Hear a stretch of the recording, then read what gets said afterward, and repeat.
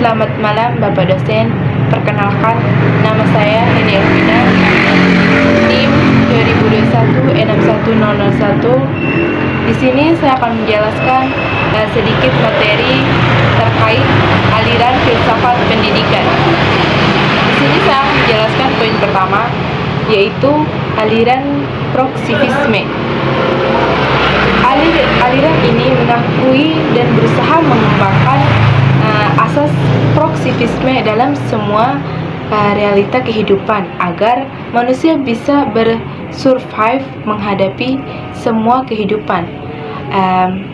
Ada 3 namanya, yaitu yang pertama dinamakan instrumentalisme, karena ini bertanggung jawab bahwa kemampuan inteligensi manusia sebagai alat untuk hidup, untuk kesejahteraan, dan untuk mengembangkan kehidupan manusia. Yang kedua dinamakan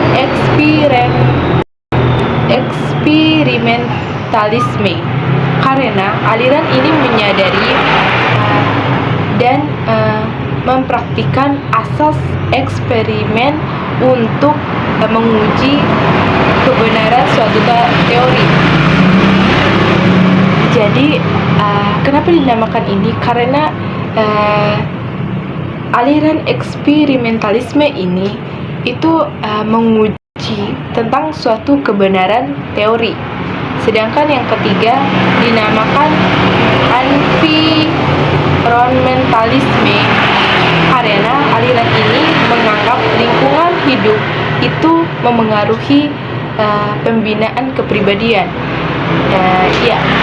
Aliran ini mengatakan karena kepribadian setiap manusia itu dipengaruhi oleh lingkungan yang ada. Seperti misalnya seseorang hidup di lingkungan buruk, maka kepribadiannya juga akan ikut buruk. Dan jika dia hidup di lingkungan baik, maka kehidupannya juga, kepribadiannya juga akan baik.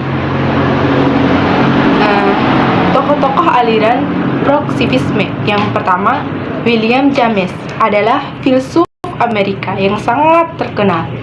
James berkeyakinan bahwa akal atau pikiran seperti juga aspek dari eksistensi organ harus mempunyai fungsi biologis dan nilai kelanjutan hidup. Sedangkan menurut John Dewey, seorang bapak pendiri filsafat pragmatisme, dia mengembangkan pragmatisme dalam bentuk orisinal. Ide filsafat yang utama berkisar pada problem pendidikan yang konkret, baik teori maupun praktik. Intinya dia mengutamakan tentang teori dan praktek. Selain terkenal sebagai aliran filsafat, ahli filsafat, dia juga terkenal sebagai pengembang ide yang fundamental dalam bidang ekonomi, hukum, antropologi, teori politik, dan ilmu jiwa. Sedangkan tokoh yang ketiga yaitu Franz Feihinger, yang menurutnya tahu itu hanya mempunyai arti praktik. Intinya tahu ini hanya memiliki nilai praktik, tidak memiliki nilai yang lain, seperti persesuaian dengan objek tidak perlu dibuktikan. Intinya tidak perlu dibuktikan. Satu-satunya ukuran bagi berpikir adalah gunanya. Jadi menurut dia tahu ini tidak perlu dibuktikan, tapi hanya berpikir tentang gunanya saja. Sedangkan selanjutnya saya akan menjelaskan mengenai asas belajar. Filsafat progresivisme mempunyai konsep bahwa anak didik mempunyai akal dan kecerdasan. akal dan kecerdasan ini merupakan potensi atau kelebihan manusia untuk membedakan manusia ini dengan makhluk lainnya.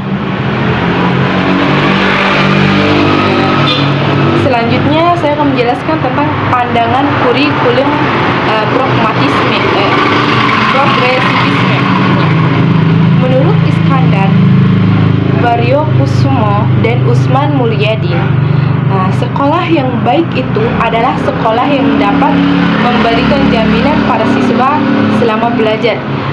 Maksudnya ini adalah seorang guru maupun kepala sekolah itu memberikan jaminan belajar maupun biaya bagi yang tidak mampu kepada para siswanya. Artinya mereka bertanggung jawab atas kelangsungan belajarnya